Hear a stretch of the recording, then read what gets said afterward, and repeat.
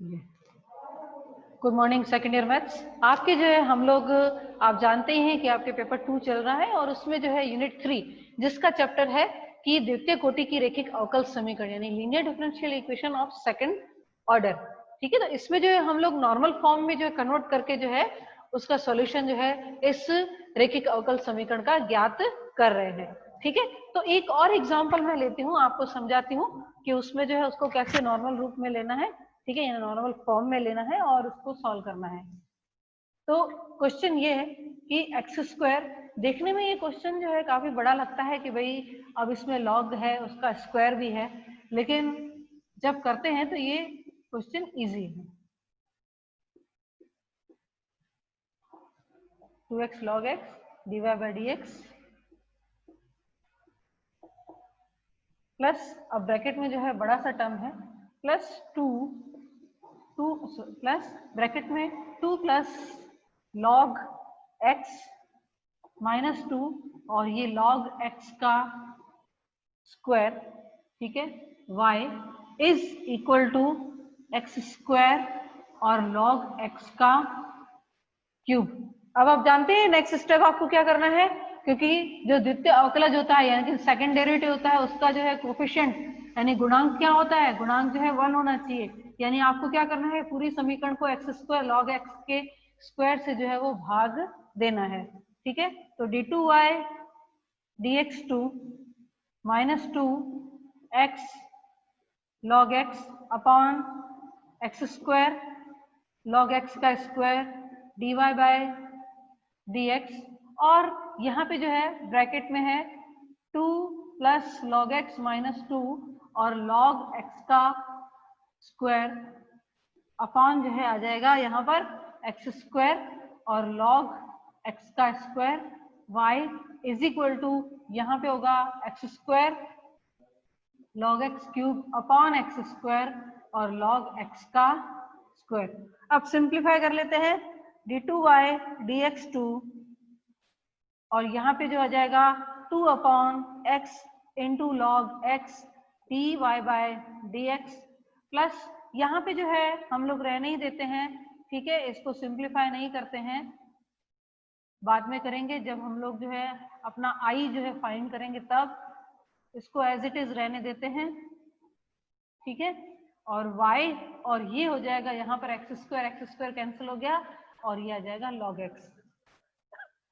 अब आप देख रहे हैं कि आपका कैपिटल P की वैल्यू क्या है, -2 अपॉन एक्स और ये लॉग एक्स, और Q की वैल्यू जो है वो इतनी बड़ी है 2 plus log x minus 2 log x का स्क्वायर और अपॉन जो आ जाएगा ये एक्स स्क्वायर लॉग एक्स का स्क्वायर और यहाँ पे R की वैल्यू आ जाएगी लॉग एक्स। ठीक है, अब जो है आप जानते हैं कि हम लोग u का सिलेक्शन जो है इस प्रकार करेंगे कि u की वैल्यू जो है क्या आनी चाहिए कि e की पावर इंटीग्रेशन e की पावर -12 इंटीग्रेशन p dx। ठीक है, तो अब लिखेंगे कि u का चयन इस प्रकार करेंगे कि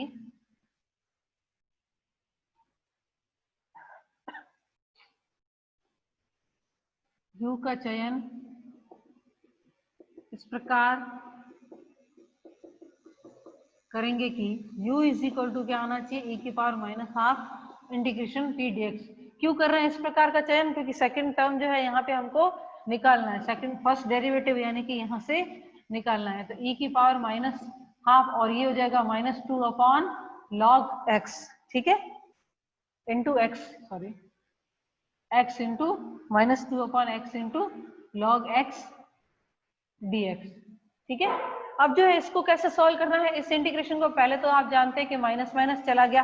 ठीक है, तो मैं यहाँ पे लिख देती हूँ कि e की पावर यहाँ पे इंटीग्रेशन के अंदर 1 अपॉन एक्स और इंटू लॉग एक्स dx। जब अगर log x को हम लोग t मान ले तो 1 upon x d x is equal to d t हो जाएगा। ठीक है, तो ये हो जाएगा इंटीग्रेशन 1 अपॉन टी और ये होगा डी टी। ठीक है, साइड में आपको सॉल्व करके बता रही हूँ कि ये किस तरह से होगा। e की power 1 upon x into log x के लिए क्या होगा, log x is equal to t मान लो, तो 1 upon x d x is equal to d t, तो 1 अपॉन एक्स डी एक्स हमारे इस इंटीग्रल के अंदर है। ठीक है, तो लॉग एक्स की वैल्यू जो हमने टी रखी है तो ये क्या आ जाता है लॉग टी। ठीक है, ये क्या आ जाता है लॉग टी। तो अब जो है हम लोग क्या करेंगे कि यहाँ पे जो है e की पावर क्या आ जाएगा, e की पावर आ जाएगा log t।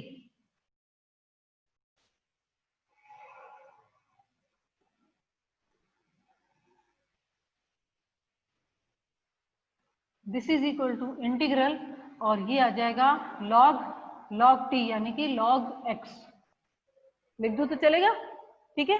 कैसे आया, t की वैल्यू क्या है log t, तो ये लिख दो log, और ये क्या हो जाएगा log x, ठीक है। तो सिंपली जो है आपके क्या आएगा log x, u की वैल्यू क्या आ जाएगी log x। चलिए u की वैल्यू तो प्राप्त हो गई, हमारा जो है पूर्ण हल जो क्या होता है y is equal to u into we.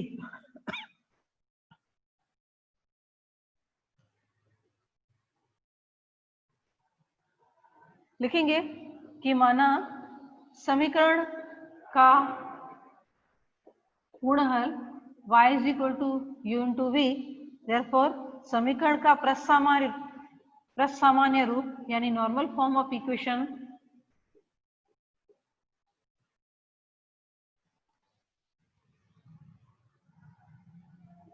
d2v dx2 plus I v is equal to s, और आई की वैल्यू फाइंड कर लेते हैं q minus 1/4 p square minus half, और ये हो जाएगा dp अपान dx। q की वैल्यू जो है काफी बड़ी है, ठीक है, वो लिख दे हम 2 प्लस ये हो जाएगा log x और माइनस 2 और log x का जो है स्क्वायर, ठीक है। और अपॉन में क्या था, अपॉन यहाँ पे x square into log x, ठीक है, x square into log x.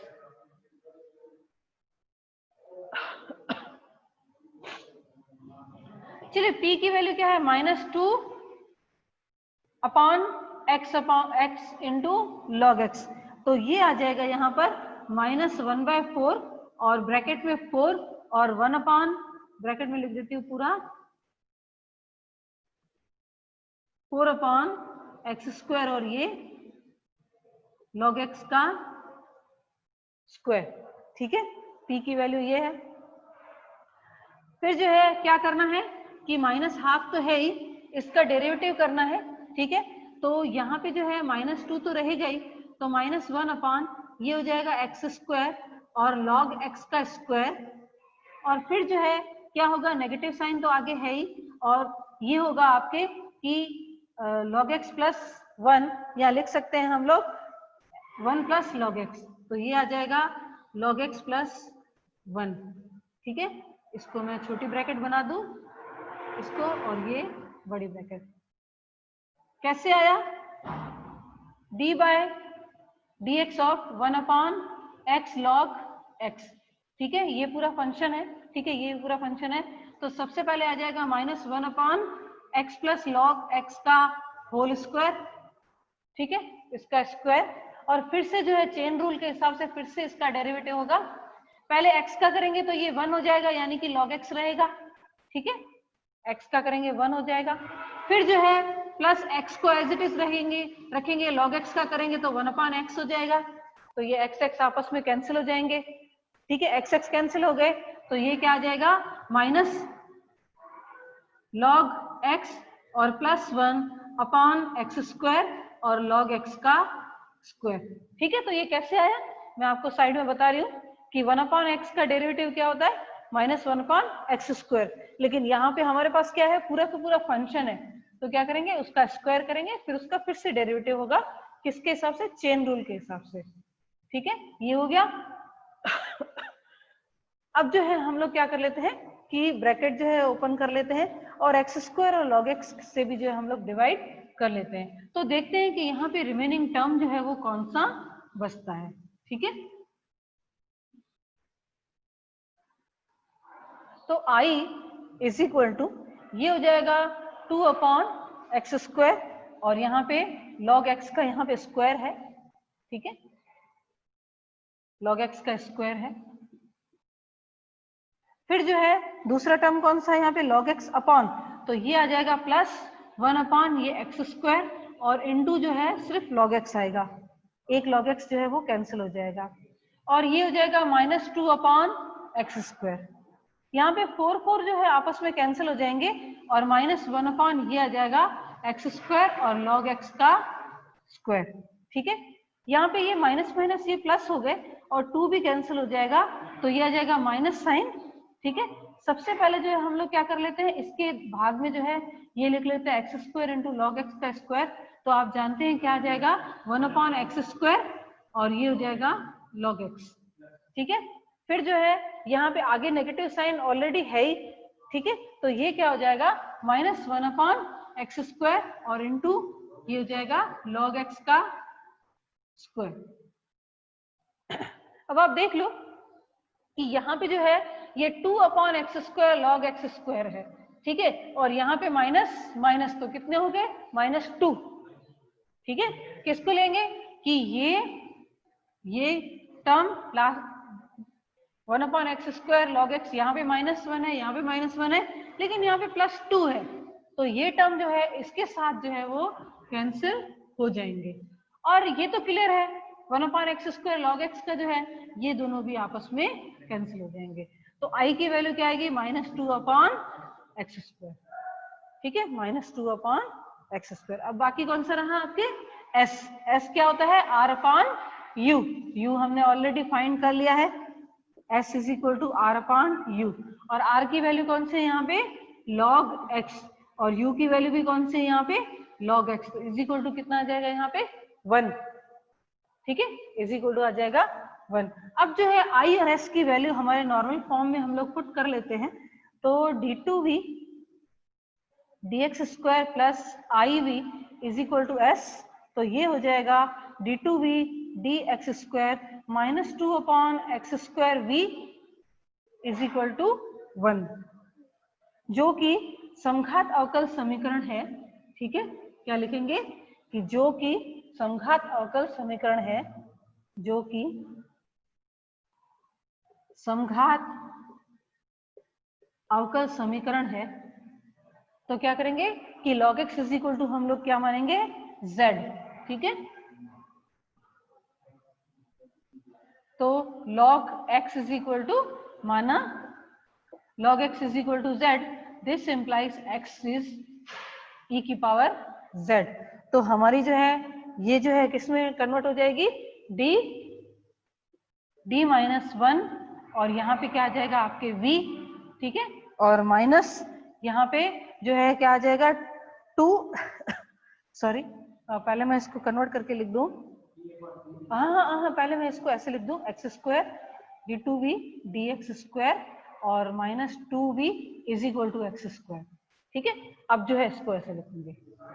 ठीक है, पहले x स्क्वायर आना चाहिए ना गुणा में, द्वितीय अवकलज के साथ जो है x स्क्वायर आना चाहिए और यहाँ पे जो है आपके हो जाएगा 2v और x स्क्वायर की जगह पे क्या आएगा e की पावर 2z। अब जो है d क्या है वो भी यहाँ पे जो है मेंशन करना बहुत जरूरी है, क्या है d/dz। ठीक है, ये है d/dz। तो यहाँ पे जो है ये क्या आ जाएगा d square minus d -2v e की पावर 2z। ठीक है, तो इसकी सहायक समीकरण लिख लेते हैं। सहायक समीकरण यानी कि ऑक्सिलरी इक्वेशन जो है वो क्या हो जाएगी, यहाँ पर ऑक्सिलरी इक्वेशन होगी m square minus m -2 is equal to 0, तो इसके फैक्टर हो जाएंगे m-2 और m+1 इज इक्वल टू 0। तो m की वैल्यू जो है कितनी आएगी, m की वैल्यू एक आएगी 2, एक -1। तो पहले जो है इसका CF लिख लेते हैं, तो C1 e की पावर आ जाएगा 2z और C2 e की पावर आ जाएगा -z। ठीक है, CF लिखने का तरीका, अगर हमारे m के मान जो है अगर भिन्न भिन्न आते हैं तो ये हो जाएगा CF जो है इज इक्वल टू क्या हो जाएगा C1 ये x स्क्वायर और ये C2 और ये अपॉन x, क्योंकि x की पावर जो है -1 आएगी तो ये C2 अपॉन x हो जाएगा। ठीक है, तो यहाँ पे जो है ये आ गया। अब जो है इसका PI ज्ञात करना है और PI भी बहुत इजी है, क्योंकि हमारा जो है ये फंक्शन कौन सा है e की पावर 2z है, तो इसमें कोई दिक्कत ही नहीं है।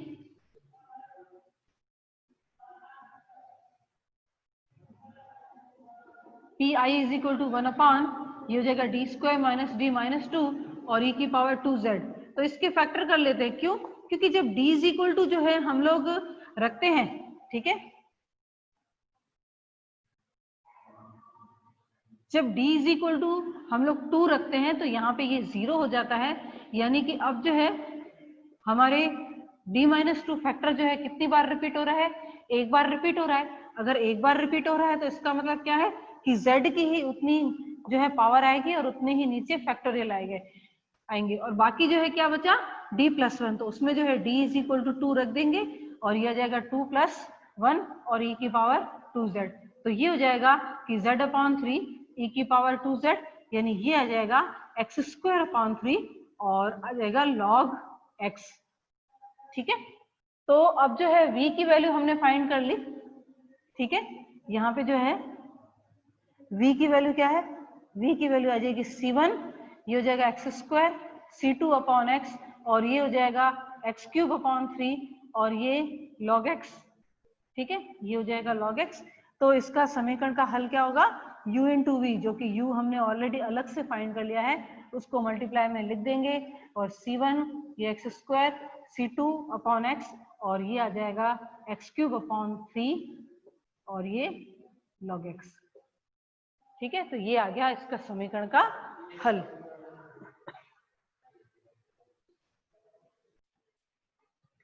अब जो है यहाँ पे थर्ड टाइप के जो है क्वेश्चन, जिसमें क्या करेंगे हम लोग कि स्वतंत्र चर का जो है परिवर्तन करेंगे। ठीक है, तो हम हमारी इक्वेशन जो है किसी और चर में जो है लेके आएंगे। ठीक है, तो टॉपिक का नाम है यहाँ पे स्वतंत्र चर में परिवर्तन।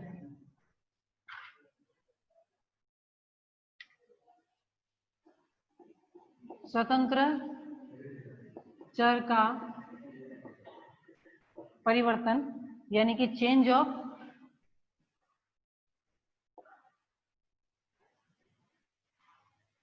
Independent variable. ठीक है, चेंज ऑफ इंडिपेंडेंट वेरिएबल। अब मैं क्या करूंगी कि मेरे पास जो है क्या है कि हमारा x जो है वो क्या होता है, स्वतंत्र चर होता है। ठीक है, यानी कि क्या होता है, यहाँ पे एक इंडिपेंडेंट वेरिएबल होता है, उसको मैं क्या करूंगी, डिपेंडेंट बना दूंगी। ठीक है, उसको डिपेंडेंट बनाऊंगी। वो क्या करेगा कि यहाँ पे जो है एक और जो है यहाँ पे वेरिएबल यानी कि एक चर और लूंगी z, जो क्या करेगा वो x पे जो है डिपेंड करता है और मेरी पूरी इक्वेशन जो है वो किसके रेस्पेक्ट में कर दूंगी, मैं z के। जैसे अभी जो है हम लोग क्या करते थे कि ये log x is equal to z लेते थे। ठीक है ना, log x is equal to z लेते थे, कुछ उसी तरह का ही यहाँ पे। तो सबसे पहले जो है हमारी लीनियर डिफरेंशियल इक्वेशन, रैखिक अवकल समीकरण जो है कौन सी होती है कि d2y dx2 plus p dy by dx plus qy is equal to r। ठीक है, तो अब जो है मैं क्या करूंगी कि माना कि z is equal to fx, यानी अब z जो है वो क्या है कि x का फलन है। ठीक है, तो अगर मैं dy बाई dx जो है फाइंड करना चाहूं तो dy बाई dx क्या हो जाएगा, dy बाई dz और dz/dx। क्लियर है, चेन रूल के हिसाब से। अब इसका सेकंड डेरिवेटिव फाइंड करूं तो d2y dx2 और ये क्या हो जाएगा कि d2y dz² और फिर से z का हो जाएगा, तो ये हो जाएगा यहाँ पे dz/dx का स्क्वायर। फिर जो है dy बाई dz को हम लोग एज इट इज रखते हैं और इसका जो है विथ रिस्पेक्ट टू x करते हैं, तो d2z और dx² हो जाएगा। ठीक है, अब जो ये वैल्यू जो है हम क्या करते हैं, हमारी समीकरण में पुट कर लेते हैं, कौन सी, सेकंड डेरिवेटिव की और ये फर्स्ट डेरिवेटिव की। ठीक है, तो चलिए वैल्यू पुट कर लेते हैं।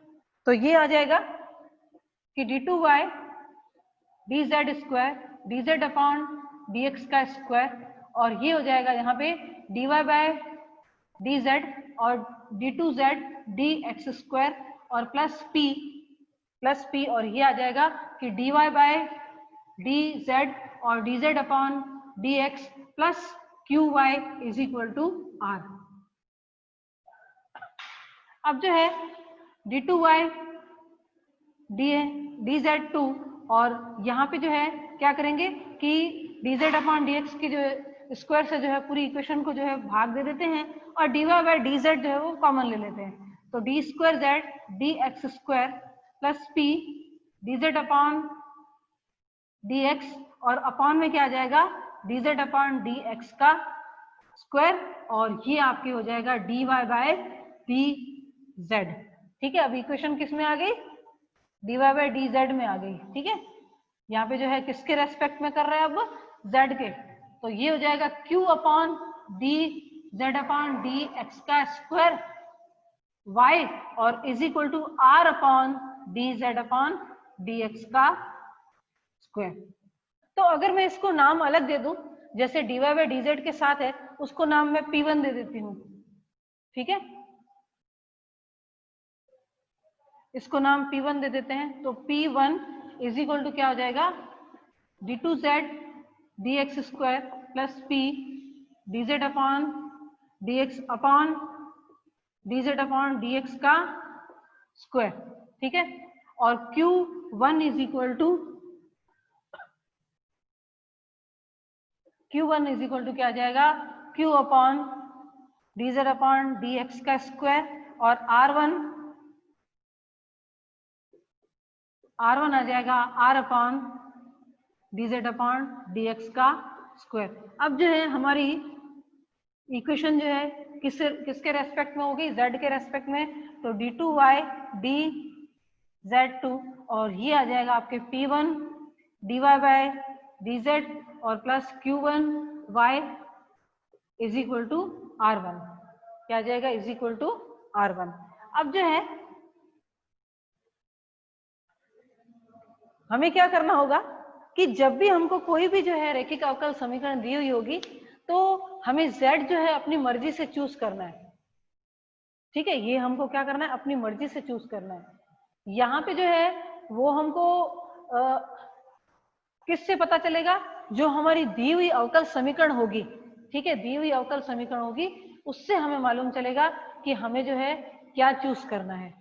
ठीक है, हमें क्या चूज करना है, मैं आपको बताऊंगी कि किस तरह से। देखिए एक क्वेश्चन जो है यहाँ पे बहुत ही सिंपल है।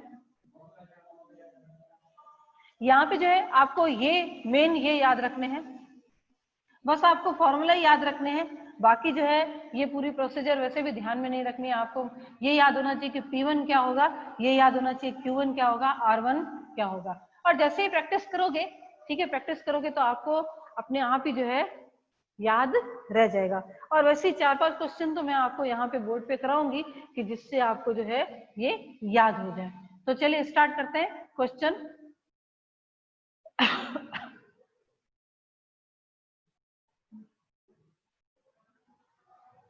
देखिए क्वेश्चन ये दे रखा है कि cos x d2y dx2 plus sin x dy by dx और minus 2y cos cube x, ठीक है, cos cube x is equal to ये हो जाएगा 2 और cos की पावर 5x।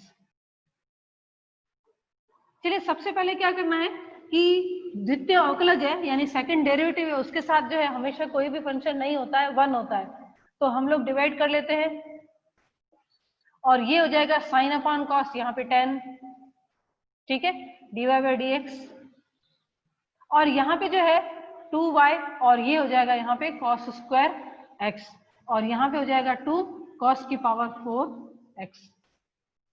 तो आपके p क्या है, p आपके है 10x, q जो है -2 और cos स्क्वायर x और r जो है 2 cos की पावर 4x। ठीक है, अब जो है z का चयन इस प्रकार करना है कि अब z का चयन इस प्रकार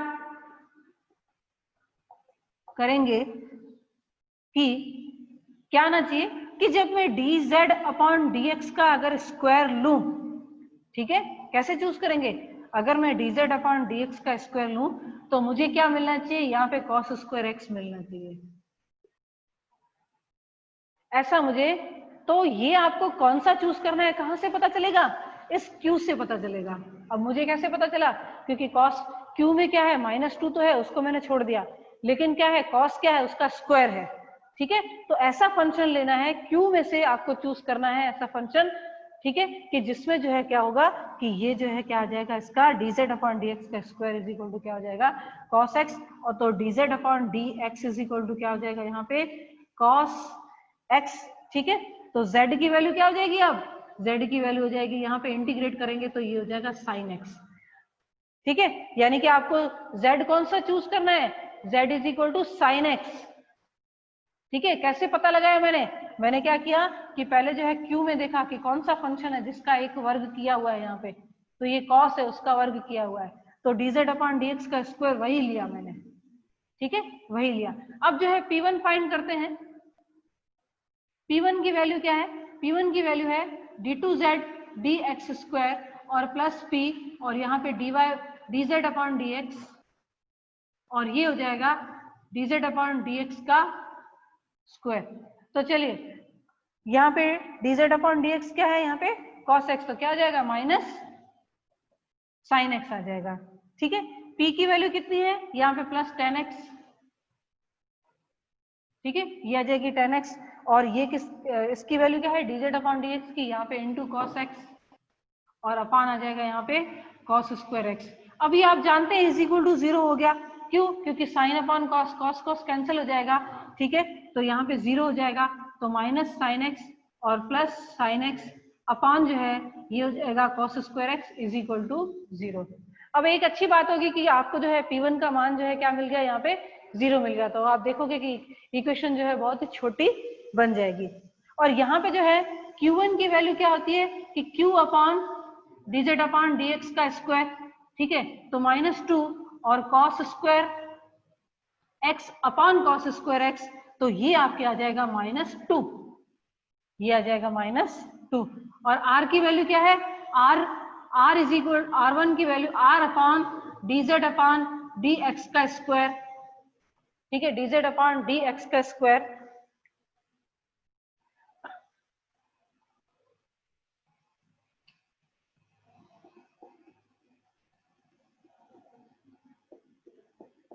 तो ये है आपके cos की पावर 4। ठीक है, 2 cos की पावर 4x और अपान आ जाएगा cos स्क्वायर x, तो ये हो जाएगा 2 cos स्क्वायर x। ठीक है, 2 cos स्क्वायर x। अब जो है हम लोग क्या कर लेंगे कि यहाँ पे जो है इसको इक्वेशन को लिख देते हैं, कौन सी, d2y dz2 प्लस p1 dy बाय dz और plus q1 y is equal to r1। ठीक है, p1 की वैल्यू यहाँ पे 0 मिल गई, d2y dz2 और प्लस यहाँ पे जो है ये p1 की वैल्यू 0 आ गई, और q1 की वैल्यू क्या है यहाँ पे -2, तो ये हो जाएगा -2y, और r1 की वैल्यू कौन सी आएगी 2 cos स्क्वायर x है, तो 2 cos स्क्वायर x, यानी कि ये क्या हो जाएगा 1 माइनस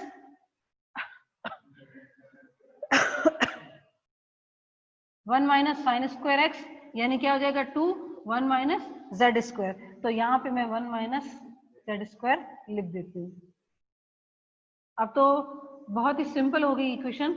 ठीक है, सबसे पहले जो है इसकी सहायक समीकरण लिखेंगे, तो सहायक समीकरण क्या हो जाएगा, सहायक समीकरण होगी कि m square minus 2 is equal to 0। ठीक है, तो m की वैल्यू कितनी हो जाएगी प्लस माइनस √2। तो इसका CF जो है वो कैसे लिखेंगे, C1 e की पावर √2z प्लस C2 और e की पावर माइनस √2z, जो कि कन्वर्ट हो जाएगा e की पावर -2 और यहाँ पे sin x, और C2 e की पावर माइनस √2 और यहाँ पे sin x। ठीक है,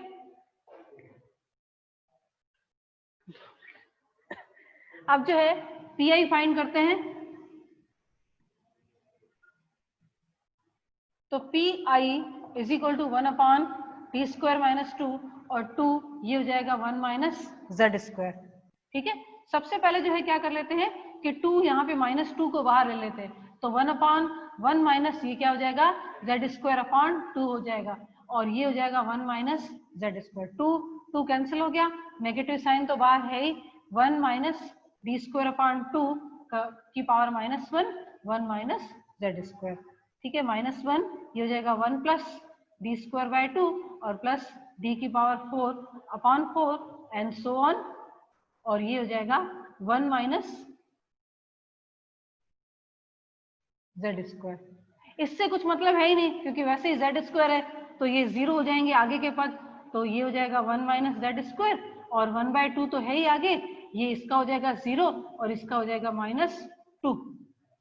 ठीक है, इसका हो जाएगा -2, तो ये माइनस ये कैंसिल हो गया, तो माइनस ये 1 माइनस जेड स्क्वायर और -1, तो ये आ जाएगा simply Z square. Z square यानी कि क्या है, साइन स्क्वायर एक्स। तो अब जो है y इज इक्वल टू जो है पूरा सॉल्यूशन आप लिख सकते हो कि y is equal to c1 e की power root x sine x और c2 e की power minus root 2 sine x और फिर प्लस साइन स्क्वायर एक्स। ये आ गया आपके y की वैल्यू।